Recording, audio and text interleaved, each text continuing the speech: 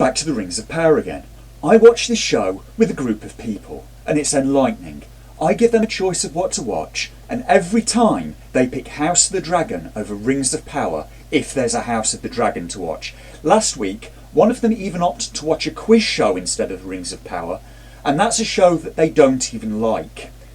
So far, I haven't even managed to con them into trying to watch She-Hulk with me. That may not ever happen. So a few days ago, I put the Rings of Power on for them, and the responses were eye-opening. Galadriel showed up, and a man in the group said, "Oh, not her again. Isn't she dead yet?" So I asked a woman, slightly baiting her, "Do you like Galadriel? As a woman, she's written to inspire you." And she responded completely deadpan, "Well, she doesn't. She's a pain in the arse." A viewer by the name of Argent Wolf in the comments of my last Rings of Power video made some interesting points, taking issue with some of the things that I said, and likening Galadriel to a Sith Lord from Star Wars. And from the audio clip and the tone of the backing music, I can kind of see what they meant. The background music reminds me of Anakin after he killed the Tusken Raiders, and this raised a question for me. If it was okay for Anakin, if I could accept that, why is it not okay for Galadriel? If I can accept Anakin turning to darkness, why not Galadriel? So we have the scene in question, late in the episode, and Galadriel has captured Adar, the leader of the Orcs. Your kind was a mistake, made in mockery. And even if it takes me all of this age, I vow to eradicate every last one of you. But you shall be kept alive, so that one day, before I drive my dagger into your poisoned heart, I will whisper in your piked ear that all your offspring are dead, and the scourge of your kind ends with you.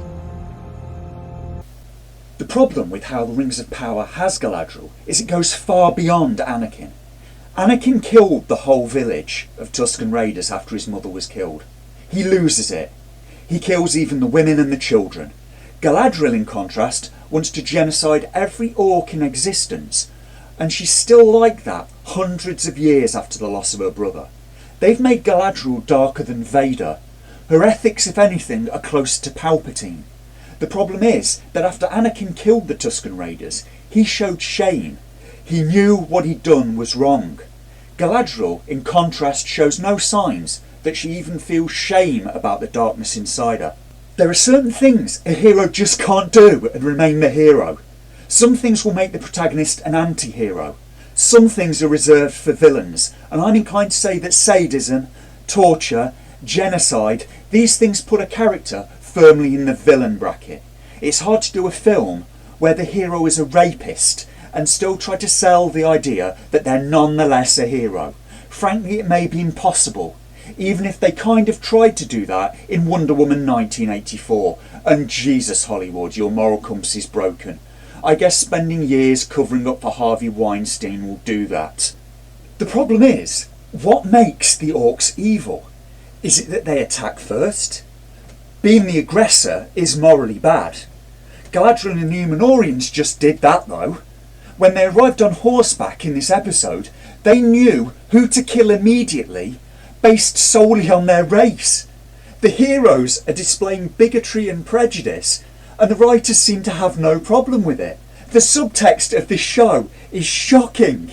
They rode into a town full of orcs and started killing them. How did they even know that wasn't just the orcs' town? Is it that the orcs torture prisoners? Is that what makes them evil? That is morally bad. Galadriel just threatened to do that one as well. Is it that the orcs want to wipe out other races? I'm not sure if that is true of the orcs. They did work with the humans who joined them and Adar. Genocide is certainly morally bad, and Galadriel just threatened to do that one too. Is it that the orcs kill prisoners? That is morally bad. Galadriel just threatened to do that one. So if the orcs want to kill all the elves, and the elves all want to kill all the orcs, what makes the elves morally good and the orcs morally bad? And the subtext in this episode is on a very slippery slope. The orcs follow their god, the elves follow their gods, and that's really the crux of their dispute. So why is it acceptable for the elves to wipe out the orcs? Because they follow the wrong god? We've heard that one before plenty.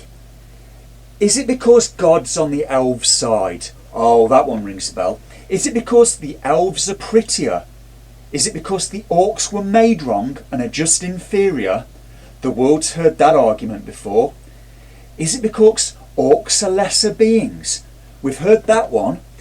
Is it because they're subhuman? We've heard that one plenty. Is it because the orcs are innately savage? I wish that was an argument that the world had never seen before to justify a genocide. I don't think the writers even understand the consequences of what they've done. I think they just wanted to give Galadriel a dark side and accidentally went way too far with it. They couldn't even not have characters teleporting several times in this episode. There's a reason Tolkien didn't write Aragorn torturing people. Self-defense is one thing. Self-defense is justifiable. But if a hero wants genocide, and so do the villains, you've not so much blurred the line between hero and villain, you've completely erased it. Writers can affect the world positively. By writing positive traits into their heroes, it can inspire people towards good actions. Things like bravery, loyalty, perseverance, honour, morals that can lead a person that's watching towards eudaimonia, morals that can improve the whole of society. They can do that, or they can do the exact opposite.